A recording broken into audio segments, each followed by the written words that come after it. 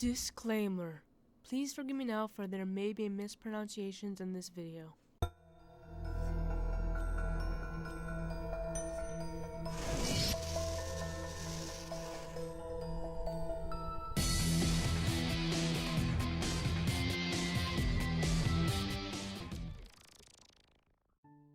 They say one of the West's most fascinating cold cases involves a flying monster. Many wonder if it's a pterodactyl or the famous Thunderbird of Native American beliefs. But for decades, people have been trying to solve the mystery of the Thunderbird photograph. It all began when the Tombstone Epitaph published a news article on April 26, 1890. It goes along like this. There was a winged monster resembling a huge alligator with an extremely elongated tail and an immense pair of wings. Was found in the desert between Whetstone and Wachucha mountains on a Sunday by two rangers who were returning home from the Wachuchas. The creature appeared exhausted and could only fly a short distance at a time. The two men who were on horseback and armed with Winchester rifles regained courage after a stall of wild amazement. They pursued the monster and after a chase of several miles succeeded in getting near enough to open fire with their rifles and wounding it. The creature didn't give up right away, but because of its exhausted condition, the two men were able to keep out of the way and shot the monster until it fell over and remained motionless. They found the creature was indeed dead. They did a measurement and found it to be about 92 feet in length, and the greatest diameter was about 50 inches. The monster had 2 feet, these being situated a short distance from the front of where the wings were joined to the body. The head, to as much as they could judge, was about 8 feet long. The jaws thickly set with strong, sharp teeth. Its eyes were as large as dinner plates and protruded about halfway from the head. The two men had difficulty measuring the wings due to them being partly folded under the body. But when they finally got one straightened out, it measured of 78 feet, making the total length from tip to tip about 160 feet. The wings were of a thick, nearly transparent membrane and were devoid of feathers or hair, as was the entire body. The skin of the body was smooth and easily penetrated by a bullet.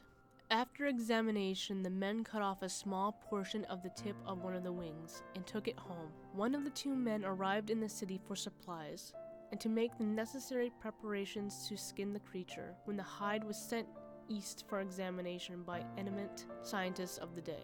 The finder returned early in the morning accompanied by several prominent men who would try to bring the strange creature to the city before it was mutilated. That's all interesting and a good story and good for the expense of Tombstone, which was once a thriving mining community that had become infamous for the 1881 gunfight behind the OK Corral. Tombstone, which is in Arizona, had fallen on bad times by 1890. An earthquake had shifted Earth's plates and flooded the silver mines that had once brought them wealth. Several times they attempted to pump out the water to revive the mining, but it all failed. While there were several bars in town, the population was declining and business was off. People feared for the worst. Tombstone had 2 daily newspapers, as did nearby Tucson. It didn't take long before the flying monster became big news. One would expect that Tombstone would become booming with tourists that want to spend their days in the town and spend a little money, but that's not what happened. There was no chamber of commerce effort to exploit this creature, so no scientists were rushing to the town to examine the prehistoric sounding pterodactyl. There wasn't even a mention of the creature in the competing Tombstone daily, The Nugget. There wasn't even another story in the Tombstone Epitaph. It's important to note that there was no photograph printed in the Tombstone Epitaph of this flying giant.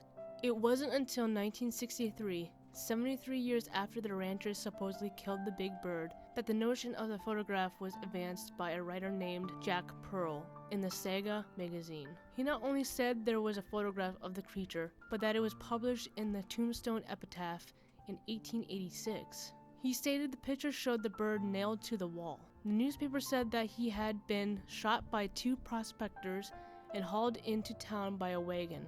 Lined up in front of the bird were 6 men with arms outstretched, fingertip to fingertip. The creature measured about 36 feet from wingtip to wingtip.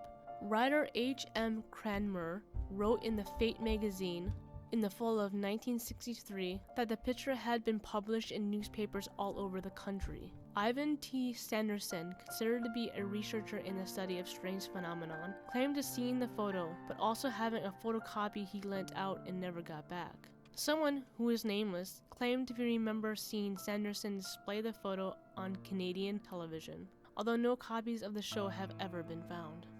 Let's get to the facts now. The Thunderbird photograph story got started when it was 1963, and Jack Pearl's article in the saga. He claimed the epitaph printed the photo in 1886, but he was wrong.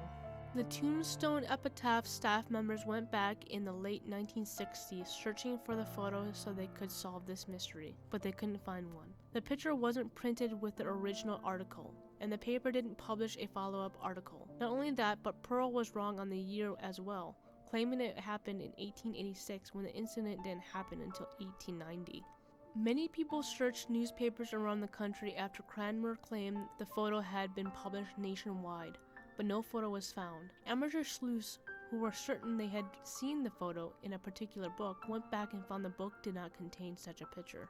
Cryptomundo.com once published 2 photos and a drawing and asked, "Lost Thunderbird photo found?" However, none of the pictures were of the bird pinned to the wall of the barn. One picture shows 5 men standing behind a giant bird on the ground. Another shows 8 Civil War soldiers are on a bird at their feet. And the third is a drawing showing 8 men holding a big bird upside down. So how come people keep remembering seeing this photo? Or could it be a Mandela effect? What do you think of Tombstone's flying monster? Did you like this video? Want to support this channel and get early access? Feel free to check out my Patreon page, where I create content on cryptids, hauntings, alien abductions, serial killers, and much more. Can't support me there?